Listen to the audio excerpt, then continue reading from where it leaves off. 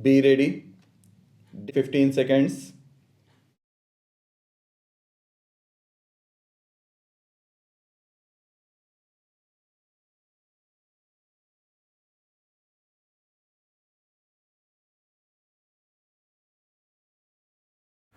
The 6-lane corridor project has attracted a lot of comment and some cynicism. Some have called it a dream, adding that dreams are not supposed to materialize into reality. I beg to differ. And yes, it is a dream, a 7,000 kilometer 6-lane corridor linking Silchar in the northeast to Saurashtra in the west and Kashmir to Kanyakumari is a magnificent dream. A dream for India. If you don't dream, how will your dreams come true? Questions have been raised about the financing involving 28,000 crores of rupees for a nation that saves more than 300,000 crore rupees per year, a country that imports nearly 28,000 crores worth gold largely for savings has ample resources for several projects of this scale and dimension.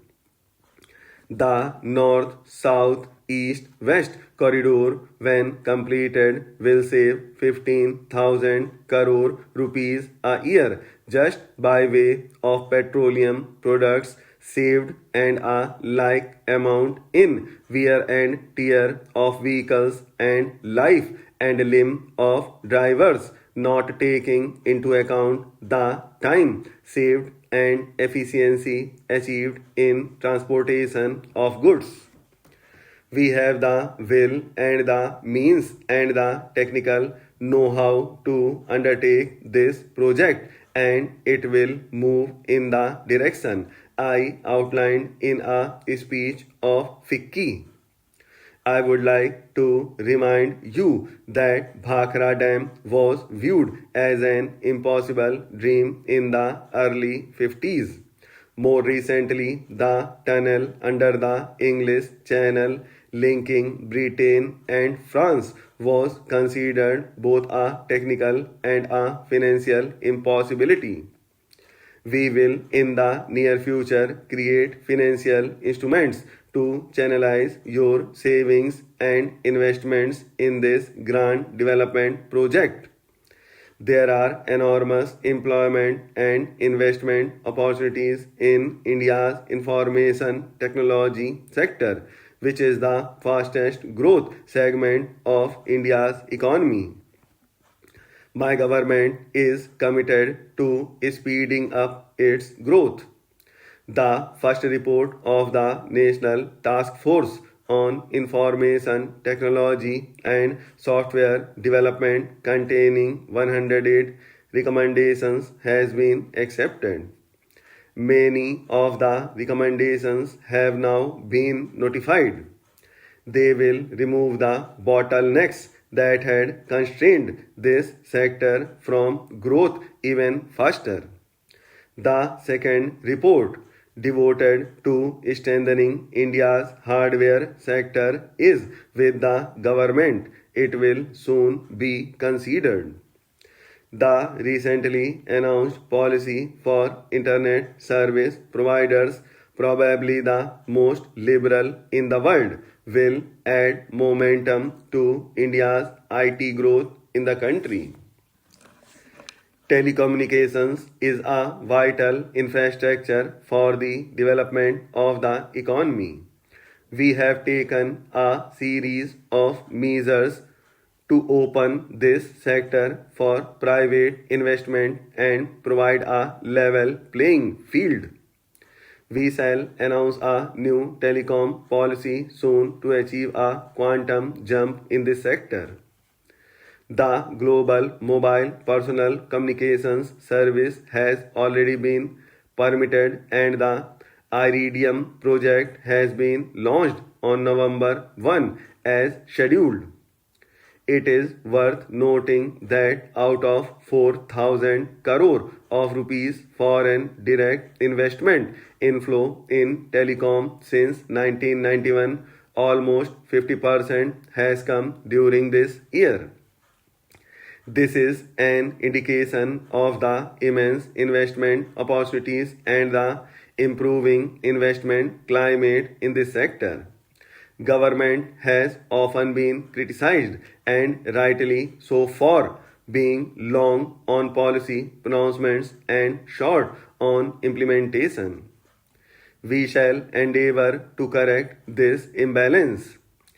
Time-bound implementation of all decisions shall be demanded and obtained. Government shall enforce accountability for laxity and delay. Effective interministerial coordination shall be ensured so that important policies are quickly translated into action.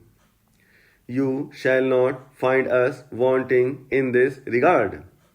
The sustainability of economic reforms is crucially dependent on equitable distribution of the benefits of growth. We have no doubt that we have to cut through the volumes of complex regulations which we have accumulated over the last 50 years, reduce political and administrative interference, and allow the innate entrepreneurial abilities of the Indian people to flower. The need for a leaner and more efficient bureaucracy, curtailment of government expenditure, a transparent and targeted subsidy regime, and commercially viable public sector cannot be overlooked. We recognize that increased competition brings in greater efficiency, lowers cost of production, and provides more and better goods and services to consumers. However, the government also appreciates that a more market oriented and less regulated regime does not imply an abdication by the state of its responsibility towards the poor and the disadvantaged. Our policies and programs will adequately reflect both these crucial concerns. Sustainability of reforms in any country is also critically linked to the popular support base of such reforms.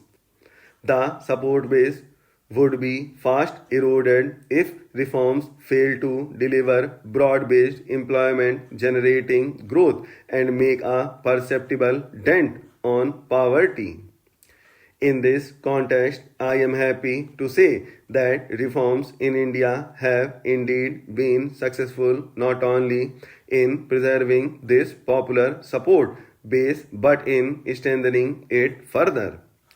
In the largest democracy in the world, reforms have not only stayed on course but also actually accelerated even with changes in popularly elected governments. This is only an adequate testimony to the popular base of reform.